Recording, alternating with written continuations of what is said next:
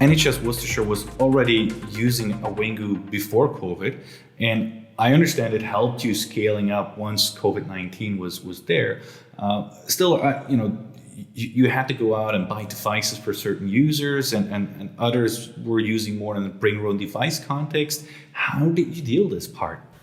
Oh, okay. So that's a really good question. So with the Awingu platform, the reason we chose Awingu is that it gave us that flexibility.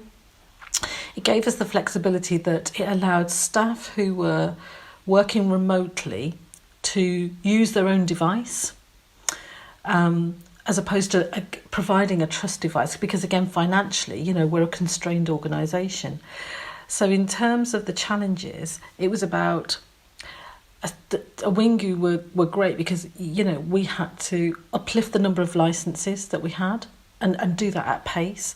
But also, how do we marry up? We only had a finite number of devices that we could give out to staff. So for us, it became a really, and I wouldn't say a difficult conversation, but one that you have to say, okay, what do you need to access? Have you got a device at home that you'd rather use or can use? And if you haven't, okay, you can have a trust device to support you. But had we not had it already set up and ready to go, then really, in terms of where we were from a timescale perspective, it would have taken us so much longer to get our staff working from home and to deliver virtual consultations and all the rest of it. Because staff started to work from home, I'd say, probably at the beginning of March, 2 to 3 weeks before lockdown actually happened, when we started to move shielded staff home. So NHS Worcestershire was using Awingu before COVID. Obviously, not all users had access to the platform, and then in comes COVID-19 and lockdown, and a lot more users needed to have access to it. Now, there's technical sides of giving people access to the Awingu platform, but there's also informing them and explaining them how to work with it. How did you go about this? Yeah, that's a good question.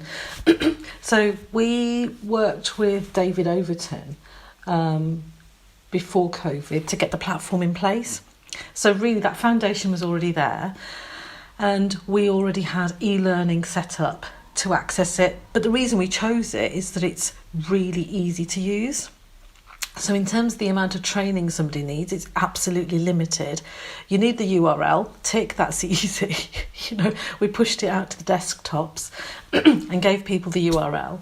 We linked it through to our AD, Active Directory, and then we made sure that everyone was given access to it. And then as we rolled out two-factor authentication, again, we just updated our learning material. The landing page is really good because you can just put on there where people need to go to if they need any help and support. And then what David was able to offer us was that as people came on board with the solution and they needed to access other systems that we hadn't considered prior to COVID, then we could quickly publish those systems to the landing pages. And it just worked really well. So it was just, I don't know where we'd have been had we not got that in place. It would have been really challenging for us as an organisation to respond to COVID-19, to be honest. And I think it's just helped people's transformational change with digital. But again, it reinforces that actually it's about finding the right solutions to address the problem. And people need things that are simple, easy to use, and they're just not complicated. Yeah. I love that answer, I have to say, Jas, because it's not just marketing blah blah. It's you're confirming it's actually true. Yeah, you didn't pay me for that. But it's true. Actually, there was this story I read. It must have been like end of March, early April on Twitter from one of your employees somewhere, and I think she was based in Singapore, and she said something like, thanks to the Awingu platform, I can still get work done. What was this about? Oh my goodness, I remember that. So I can remember being on a daily call, and obviously, our cybersecurity concerns had increased during COVID, and we were really actively monitoring what was happening. And we noticed this IP address coming from Singapore, and we were like, how can that be? What's that? We need to lock them out right now and investigate. And so we were all on heightened alert around this particular user. And then we subsequently found out later that day that it was this clinician who'd been on holiday, had got stranded in Singapore, and couldn't come back. And so actually they could carry on working.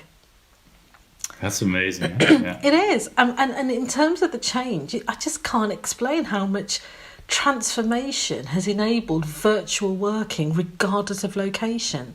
I was at a meeting only on Tuesday evening where we've got a consultant who's in Australia who dialed into an MS Teams meeting and was partaking in this conversation about a project he's working on.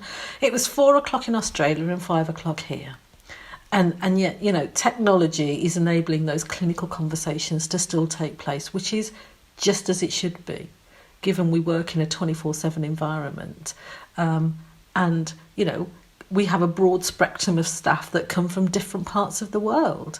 And it's about how do you enable some of that working when staff go on holiday or end up being stranded because of COVID and having to isolate, which is what happened with this particular consultant, colleague of ours.